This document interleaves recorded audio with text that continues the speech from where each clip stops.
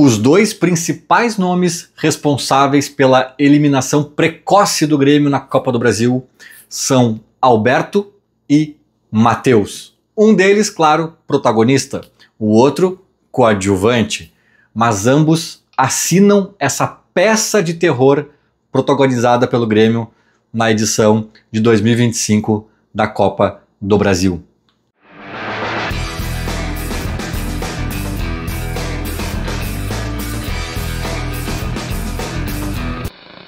Fim de jogo na Arena do Grêmio, Grêmio 0, CSA classificado também 0. Sim, o Grêmio está eliminado da Copa do Brasil na terceira fase, antes de chegar nas oitavas. Competição que o Grêmio é pentacampeão, um dos principais campeões aí do torneio, e está eliminado para um clube da terceira divisão nacional.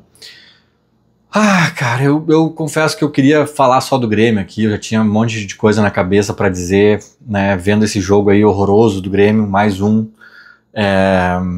mas é impossível, né, eu vou ter que tocar no assunto da arbitragem. Eu não queria, porque parece que a gente tá passando pano, né, pro pavor que é o Grêmio, só que tem coisas que transcendem, assim, tem coisas que extrapolam a linha do compreensível. Às vezes tu pode até discordar, se irritar, mas tu entende onde que foi ali o ruído, onde está o erro, onde que o árbitro se confundiu, né? Por que a gente teve o azar dele interpretar daquele jeito, ou de ele ter visto alguma coisa diferente e tal.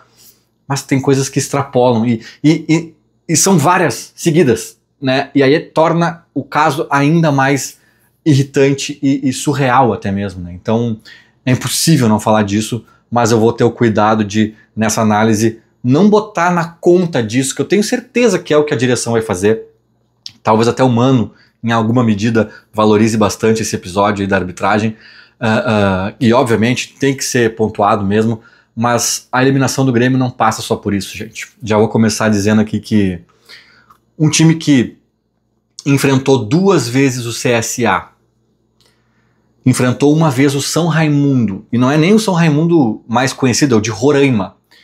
Enfrentou o Atlético, e nesses 4 jogos colecionou 3 empates e 1 derrota. Esse time não merece seguir na Copa do Brasil, né? E antes do episódio trágico da arbitragem, teve uma revisão de VAR onde o árbitro foi checar uma possível expulsão para o jogador do CSA, né? Que até eu acho que não dava para não expulsar mesmo, não tem nenhum escândalo ali, tá? Mas eu só fico na dúvida se fosse o Kahneman, se fosse pro Grêmio, né? Se a interpretação já não ia cair para um outro lado. É isso que tá irritando também, né? Mas enfim. E eu juro para vocês que na hora, e ali eu acho que eram uns 20 e poucos do segundo tempo, né? Tinha jogo ainda pela frente, para aproveitar aquele jogador a mais e tal. Eu juro para vocês que algo dentro de mim meio que pensou assim, ó, cara, tomara que ele não expulse. Tomara que ele não expulse. Por quê? Porque eu não tava vendo de forma alguma o Grêmio fazendo um gol. O Grêmio não tava nos dando essa impressão que, não, calma, é uma questão de tempo. E eu tava pensando assim, cara, se expulsarem um jogador alagoano, só vai aumentar o nosso fiasco. Porque a gente vai ficar boa parte do segundo tempo com um jogador a mais e não conseguimos ganhar do CSA. Vai ser esse o resumo da partida. Então é melhor pelo menos ser eliminado 11 contra 11, sabe? Eu cheguei a pensar por algum momento nessa configuração. Porque não é um time que tava amassando. Tudo bem, os jogadores estavam com vontade, estavam querendo, isso aí não dá pra fazer essa crítica. Mas, cara, o Grêmio não tem nada. O Grêmio não tem nada. E eu vou dizer pra vocês, no dia 11 de agosto de 2025, eu vou completar 40 anos de idade. Sim, né? Não parece, mas vou virar um quarentão ainda esse ano. Falta menos de 3 meses, né? Pelos meus cálculos. Cara, eu posso dizer que eu acompanho o Grêmio há uns 30, assim, ou até menos, até mais, na verdade. Mas começando a entender alguma coisa há uns 30, 20 e tantos, assim. Eu acho que nunca que eu me lembre, assim, pelo menos, nunca na minha vida inteira de gremista, eu tive tanta certeza que o Grêmio não seria campeão de uma Copa. Copa do Brasil, vamos botar aí especificamente. A Copa do Brasil nasceu quase comigo. Eu nasci em 85, ela nasceu em 89. Claro que ali, né, já nasceu com o Grêmio ganhando, inclusive. É claro que ali eu não estava entendendo ainda, né, aos 4 anos, mas...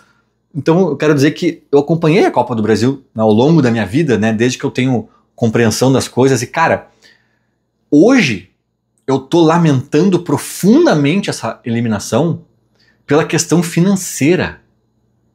Porque eu sei o rombo que isso vai causar nos cofres do Grêmio.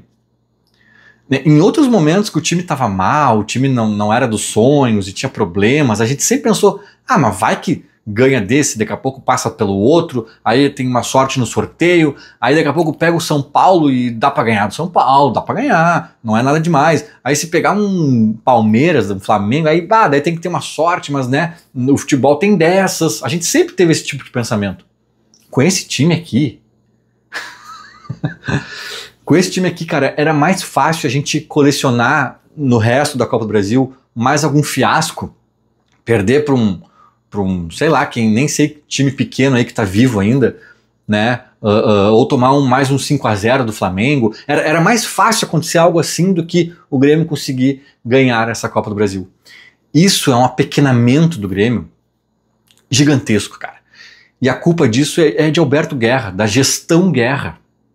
Da gestão Guerra. Porque, assim, se a direção do Grêmio, na próxima reunião do Conselho, por exemplo, justificando o rombo das finanças que essa eliminação vai causar, se eles, ao serem questionados ou até mesmo confrontados por alguns conselheiros da oposição ali, vamos supor, se eles falarem, gente, mas é que isso aí é pela Copa do Brasil, e vocês viram o que a arbitragem fez naquele jogo, né? Se eles vierem com esse argumento, né, que seria uma cara de pau, cara, eles vão ser engolidos em 2 minutos, porque ninguém vai aceitar essa desculpa. Eu repito, São Raimundo, Atlético, 2 vezes CSA, 3 empates e 1 derrota. Né? Então, assim, o árbitro é a cereja do bolo. O árbitro, ele nos prejudicou dentro de uma margem de erro que a gente não poderia estar. A gente não poderia nos deixar ser eliminados por um erro grotesco de arbitragem. A gente tinha que nos permitir sofrer o erro da arbitragem e ainda assim estar classificado. A gente tinha que ter no mínimo empatado lá. O erro de hoje levaria aos pênaltis. O erro de hoje levaria esse 0-0 aos pênaltis. Mas eu digo mais, a gente deveria ter ganho lá e ganho aqui. Ou no mínimo, ganho aqui. O árbitro não deu um pênalti para nós. Tudo bem, foi 2-0 pro Grêmio. Poderia ser 3, né? Se ele marcasse aquele pênalti. Isso é incompetência nossa, cara. A gente não foi eliminado da Copa do Brasil por causa da arbitragem. Dentro do pavor que foi o Grêmio, a arbitragem também assinou essa eliminação. Mas lá no cantinho, no rodapé, assim, bem pequenininho, dentro de uma folha que tem uma assinatura de Alberto Guerra gigante no centro da folha. Assim, eu vejo a evolução no time do Mano, isso que é o pior, cara. Eu vejo um time mais organizado, mais coeso, defensivamente mais sólido, ofensivamente até com algumas estruturas funcionando um pouco melhor. Eu vejo, cara. Eu vejo. Claro que, longe de estar voando, já vi times do próprio Mano Menezes muito melhores taticamente e tal. É claro que o Mano ainda se ressente desse tempo que vai ganhar só na pausa lá do Mundial e tal. É claro que a gente sabe de tudo isso, blá, blá, blá, blá, blá, blá. Não vou ficar repetindo. Mas eu já vi alguma coisinha ou outra. E te digo mais, eu conheço muito bem o Mano Menezes. Talvez melhor do que o próprio Renato. E com certeza melhor do que o Quinteiros. E por que eu tô dizendo isso, cara? O Renato é um cara difícil de decifrar, né? Eu, pelo menos, tenho essa dificuldade. O Renato divide opiniões muito radicais.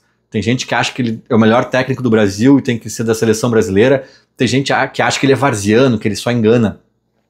E o Renato tem nuances de ambos. O Renato tem qualidades indiscutíveis e gigantescas, a meu ver, né? Claro. Assim como ele também tem umas falhas, assim, muito, muito importantes para um técnico dessa grandeza. O Renato quando ele ganha, quando ele é campeão, a gente fica na dúvida se tudo aquilo foi mérito dele ou se teve mérito de terceiros por trás daquilo. Quando o Renato fracassa retumbantemente, a gente vê o trabalho dele sendo muito ruim e ainda assim fica um pouco na dúvida se também não teve um pouco de fatores externos da enchente ou de problema do jogador, da direção e tal. A gente sempre, pelo menos pra mim, o Renato é um cara difícil de interpretar 100%. O Quinteiros nem se fala, o Quinteiros eu não conheço o Quinteiros. É um técnico rodado aí, a gente já tinha visto ele em outros momentos e tal, mas, cara, o Quinteiros foi um cometa que passou por aqui muito rápido para interpretar e a gente tinha muita dúvida se ele tinha entendido onde ele estava, se ele tinha entendido o tamanho do Grêmio, se ele tinha entendido o Brasil, a rivalidade, o não sei o quê, e não entendeu, na verdade não entendeu. A gente tinha muita dúvida se isso respingava em campo, se a forma dele jogar era equivocada pelo elenco que ele tinha, se o time estava entendendo o que ele queria. E muitas dessas suposições a gente tem, mas a gente não tem certeza. É difícil de a gente avaliar o Quinteiros. Então a gente conseguiu, muitas vezes, pelas dúvidas que o Renato deixa, pela enchente, pelas dúvidas que o Quinteiros deixava, a gente conseguiu muitas vezes botar culpas nos treinadores, mesmo sabedores de que o nosso elenco não era grande coisa.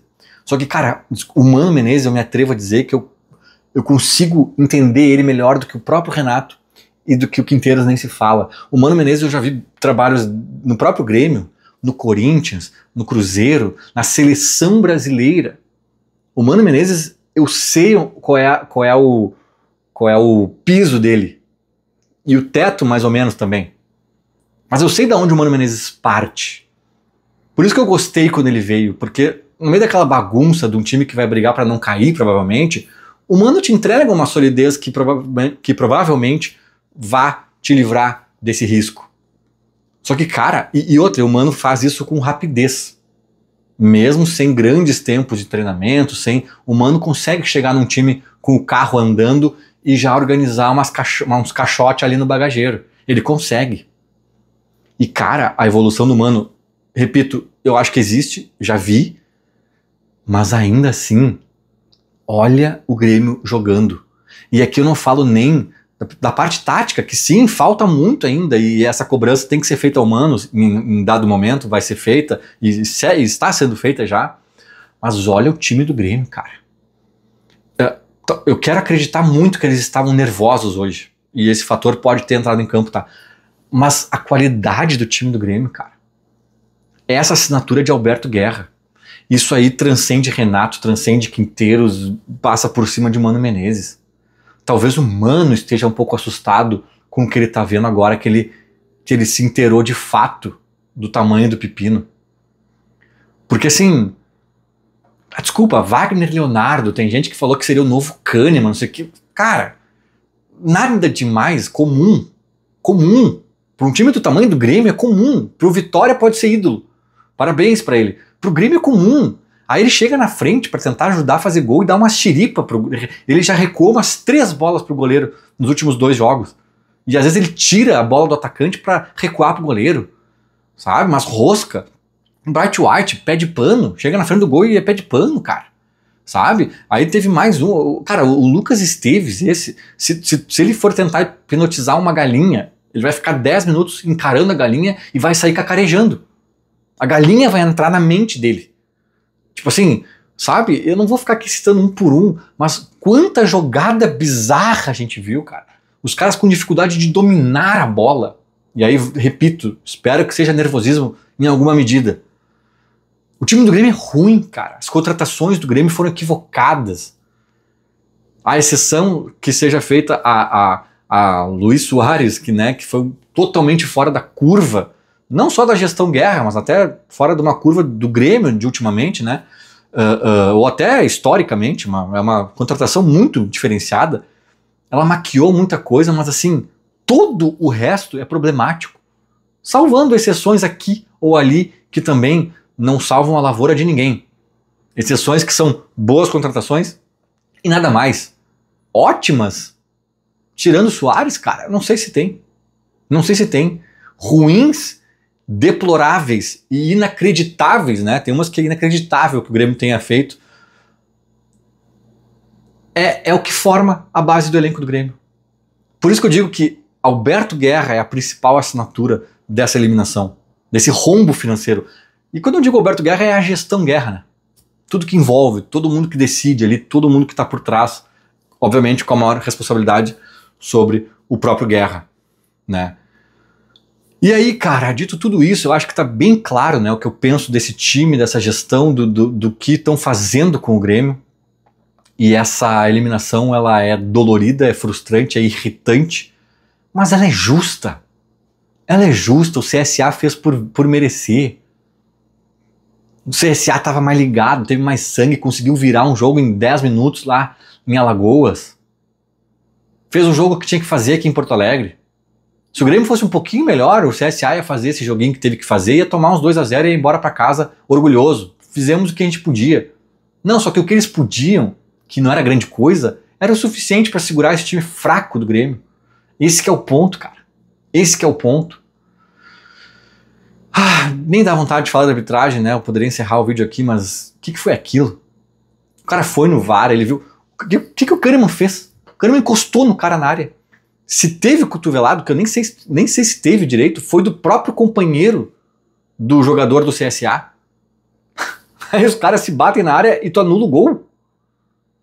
E ele não queria olhar no VAR, ele foi pressionado, de cagão. Eu pensei, olha, parabéns, e muito parabéns pro Kahneman, diga-se de passagem, né, que é quem puxou tudo isso. Mas assim, poxa, a pressão do Grêmio vai valer a pena, vai surtir efeito, né? O árbitro bunda mole não ia lá olhar, eles cercaram o cara, mandaram olhar, vai olhar, ele se cagou, cagão, árbitro cagão, além de tudo, e foi lá olhar. Eu pensei, tá, né, conseguiram fazer alguma coisa pra salvar o Grêmio. Aí vai pros pênaltis, acho que a gente até ganha dessa merda aí e tal, bosta desse jogo aí, encardido, fazendo guerra contra o CSA, cara. É esse o nosso tamanho hoje, né? E pior, perdendo a guerra. Mas enfim, naquele momento eu tava pensando que a gente podia ganhar ainda. Aí o cara... Assim, eu acabei de falar isso no último vídeo do último jogo. Sabe? O cara vai no vídeo, quando ele fala que vai ver o vídeo, a minha sensação foi exatamente a mesma no jogo contra o São Paulo. A gente pensa assim, ufa, né, cara? Tá. Então tá, vai lá e olha essa merda aí. Já tava comemorando, assim, ainda bem. Aí o cara tem a capacidade de ir lá olhar, ver que não rolou nada e confirmar que tá anulado o gol. Confirmar que tá anulado é brabo, né? Anular o gol, né? Manter a anulação do gol. Que isso, velho? Esse tipo de árbitro, como eu falei no último vídeo, tem que ser banido do futebol. Porque, meu amigo, se tu olhou o vídeo e falou assim, realmente não tem... teve falta aqui do Kahneman, tem que anular o gol. Se tu teve essa compreensão, se tu não tá sendo corrupto, se tu não tá ganhando dinheiro para o Grêmio ser eliminado ou algo do tipo, se tu realmente pensa isso, cara, se bem que se tu estiver sendo corrupto também, né? Mas de uma forma ou de outra tu tem que ser banido. Então o seu Matheus Delgado Candansan, sei lá como é que é essa bosta desse nome dele, esse cara, junto de Alberto Guerra, hoje assinaram a eliminação do Grêmio. Aliás, ele hoje, né? Guerra é uma assinatura muito maior que envolve muitos outros contextos. É brabo, cara. É brabo porque esse dinheiro faz falta pro Grêmio. Esse dinheiro que não vai entrar respinga até em campo futuramente, com contratações que não virão ou que virão pioradas, né? E o Grêmio tá fazendo um malabarismo para fechar as finanças e sempre conta com esse dinheiro, pelo menos num avanço até as oitavas, né? Anos um pouquinho melhores o Grêmio considera, acho que até as quartas e tal, mas até as oitavas é beabá, né, gente? É beabá. Pro Grêmio, pentacampeão da Copa do Brasil, não, oitavas a gente vai estar lá, claro. Nem sei o que dizer, cara. Nem sei o que dizer. Essa arbitragem aí conseguiu irritar. E assim, além de decretar nossa eliminação, esse erro clamoroso e bizarro da arbitragem, ele tem um outro efeito colateral muito ruim pro Grêmio.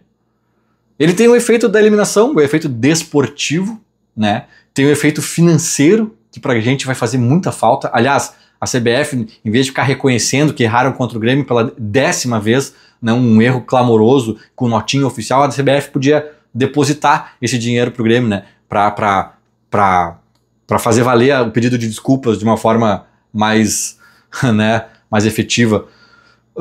Mas além desse efeito desportivo e financeiro, cara, tem o efeito bengala, que é o que me irrita muito também.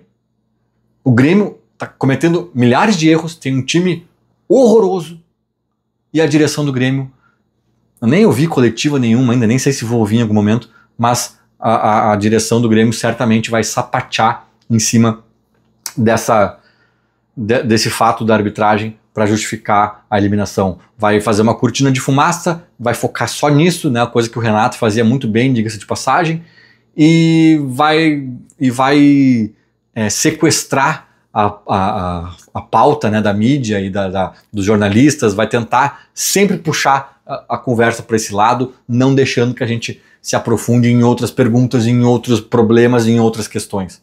Então isso é horrível também, porque eles ganharam uma bengala. E espero que essa bengala seja só da boquinha para fora, né, para a torcida ouvir, para a imprensa ouvir, e espero que internamente eles tenham vergonha na cara e entendam o fiasco que eles, dirigentes, ajudaram a protagonizar hoje na Arena. E para deixar bem claro, tá? Eu não estou dizendo que não tem que falar disso, não tem que marcar uma posição, não tem que gritar contra a CBF, contra o árbitro. Tem que fazer. Mas tem que fazer de uma forma contundente, pontual e deu. Não tem que ficar só falando disso, levando toda a conversa para esse lado, jogando toda a responsabilidade da nossa eliminação nesse episódio. Um episódio que, aliás, levaria para os pênaltis. Eu nem sei se a gente ganharia nos pênaltis, né? Tem mais essa, né? Levaria para os pênaltis apenas. Né? Então, assim, óbvio que a gente foi operado mais uma vez, e isso é alarmante, indignante, e tem que ser... se bem que não sei se nem se adianta hoje em dia, né? Porque olha só, mas tem que bater nessa tecla, tem que vir presidente, e não é vir o presidente falar, veja bem, né? Não sei o quê, pois é, que coisa chata. Não, o presidente assuma o papel de presidente do Grêmio. Tá na hora já. Tá na hora. Vai acabar a tua gestão, tu não assumiu ainda. Bate na mesa, grita. Mas a minha personalidade eu não sei o quê. Não. O presidente do Grêmio não tem a minha personalidade. Isso é egocentrismo até. O presidente do Grêmio precisa ser calmo quando precisa ser calmo, precisa ser nervoso quando precisa ser nervoso, precisa ser estratégico quando precisa ser estratégico, precisa ser cauteloso em algumas vezes, ousado em outras. Ele precisa fazer o que o Grêmio precisa, e não o que ele quer, né, onde ele fica confortável. Não. Às vezes vai ser desconfortável mesmo, mas tem que ir lá e tem que fazer. Só não pode se esbaldar nesse episódio para se defender para a torcida e para a imprensa. Tem que fazer de uma forma contundente para a CBF mesmo, para quem importa, nos canais que importam. Pega teu avião, vai lá na CBF e esperneia. É isso que tem que fazer. Não é para nós a desculpinha. A gente sabe muito bem o que está acontecendo com o Grêmio, a gente sabe que esse roubo de hoje foi só a pontinha de um iceberg construído por nós mesmos, pelo clube, por essa gestão. Feito, era mais ou menos isso. Falou, abraço.